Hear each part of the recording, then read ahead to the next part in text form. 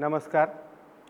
मी स्वप्नील पाठक महाराष्ट्र नाशिकमधून गोपालन आणि गोसेवेचं कार्य करत आहे. आपल्या भारतामध्ये आपल्या हिंदू संस्कृतीमध्ये गाईला आपण गोमाता म्हणतो. मग ही गोमाता फक्त एक आपलं अध्यात्माचं प्रतीक नसून हे एक चालतं फिरतं औषधालय आहे. आणि ह्या गोमातेचं संवर्धन करणं, तिचं संरक्षण करणं हे आपल्या प्रत्येक हिंदू धर्मातल्या प्रत्येक नागरिकाचं, प्रत्येक व्यक्तीचं असं आद्य कर्तव्यसुद्धा आहे.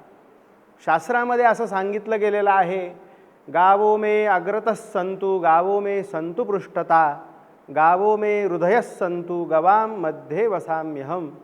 याचा अर्थ असा आहे, गावो मे अग्रतः सन्तु म्हणजे गोमाता जी आहे ही माझ्या अग्रत म्हणजे पुढील भागामध्ये सुद्धा असावी.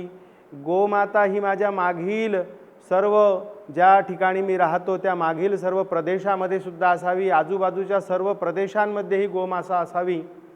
तर ही गोमाता का हवी? शास्त्र असं सांगतं की ही गोमाता जर चारी बाजूंनी चारी दिशांनी आपल्या जवळ आसपास असेल तर आपल्या आजूबाजूला असणाऱ्या तेजोवलयाचं, ज्याला आपण इंग्लिशमधून ऑरा असं म्हणतो, ह्या तेजोवलयाचं संतुलन जे आहे ह्या गोमातेच्या आभामंडलामुळे आपल्याला प्राप्त होत असतं.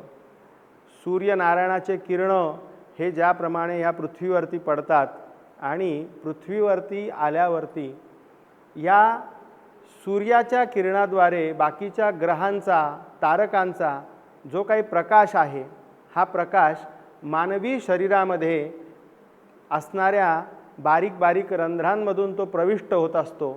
त्याचप्रमाणे आपल्या गोमातेच्या असणाऱ्या अंगामध्ये जे वशिंड भाग आहे त्या वशिंडामध्ये असणाऱ्या सूर्यकेतू नाडीमध्ये सर्व ग्रहांची, तत्वांची ही जी काही ऊर्जा आहे ही सगळी ऊर्जा एकवटली जाते, साठवली जाते.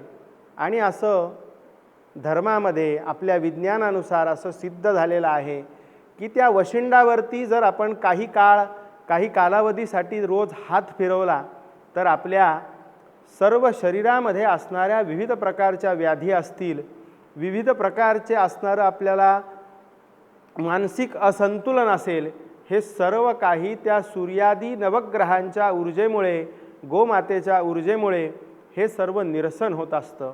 अशी ही गोमाता आपल्याला काय देते? तर ही विविध प्रकारचे गव्य आपल्याला देत असते. मग हे गव्य काय? तर पंचगव्य आपल्याला सर्वांना माहिती असतात.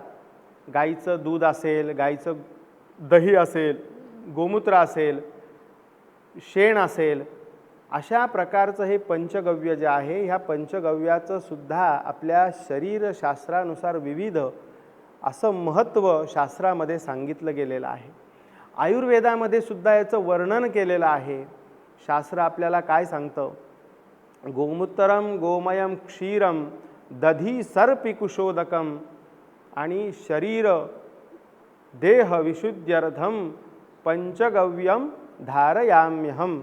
आपल्या शरीरामध्ये गायीपासून उत्पन्न होणारं जे काही गोमूत्र आहे, ज्या आपल्या शरीरामध्ये असणाऱ्या विविध प्रकारचे विषाणू असतील या सर्व विषाणूंचा नाश करतं. गोमय जे आहे ह्या आपल्या शरीरामध्ये असणाऱ्या विविध प्रकारच्या वायुतत्वामध्ये असणाऱ्या विषाणूंचा नाश करतं. दूध जे आहे ज्याला आपण क्षीर म्हणतो, हे क्षीर कामधेनु समुत्पन्नाम सर्वेषां जीवनं परम, असं हे कामधेनूपासून उत्पन्न झालेलं जे क्षीर आहे, दूध आहे, हे आपल्याला बलवर्धक आहे, आपल्याला शक्ती देणारं आहे. असं हे दूध ज्या गोमातेपासून आपल्याला मिळतं, असं हे अतिशय पौष्टिक आणि सात्विक दूध यापासून मानवी शरीरामध्ये असणाऱ्या विविध व्याधींचं सुद्धा निराकरण होऊ शकतं. त्याचप्रमाणे दही जे आहे, ह्या दह्यापासून आपल्याला आपली जी कांती आहे, आपली जी त्वचा आहे ही अतिशय तजेलदार होत असते. आणि ह्या दह्यामधून जे काही आम्ल आपल्या शरीरामध्ये जातं, ह्या आम्लाद्वारे आपल्या कांतीमध्ये, आपल्या त्वचेमध्ये येणाऱ्या जे काही विषाणूंचा सहभाग आहे, हा विषाणूंचा सहभाग त्यामध्ये येणारे विविध प्रकारचे आम्लीय घटक द्रव्य जे आहेत, या सर्वांचं निराकरण होऊन आपली ही त्वचा ही अतिशय तजेलदार होत असते.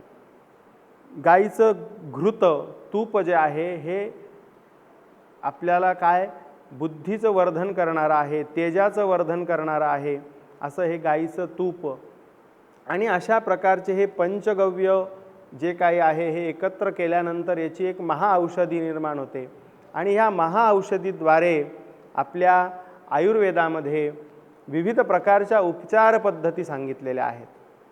मग ह्या उपचार पद्धतीनुसार आपण आपलं शरीर कसं चांगलं ठेवू शकतो, सुदृढ ठेवू शकतो, आपल्या आजूबाजूच्या वातावरणामध्ये गायीचा जास्तीत जास्त सहभाग वाढवून आपल्या पर्यावरणाचं आपण कसं रक्षण करू शकतो यासाठी डॉक्टर निरंजनभाई वर्मा यांनी अतिशय अविश्वसनीय असं कार्य आजपर्यंत केलं. राजूभाई दीक्षित असतील यांच्या सानिध्यामध्ये त्यांनी हे कार्य केलं. आणि ह्या विद्यापीठाचा जे कांचीपुरममध्ये पंचगव्य विद्यापीठम आहे, या विद्यापीठमचा अतिशय चांगल्या प्रकाराने विस्तार केला.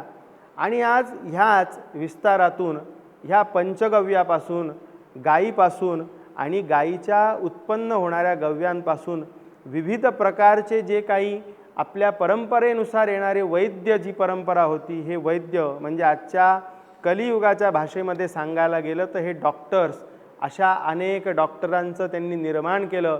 आणि एक चांगल्या प्रकारचं विश्वामध्ये हे कार्य जे काही करता आहेत, या सर्व कार्यामध्ये आपण सर्वांनी आपल्या परिवारातील सर्व आबालवृद्धांनी जास्तीत जास्त प्रमाणामध्ये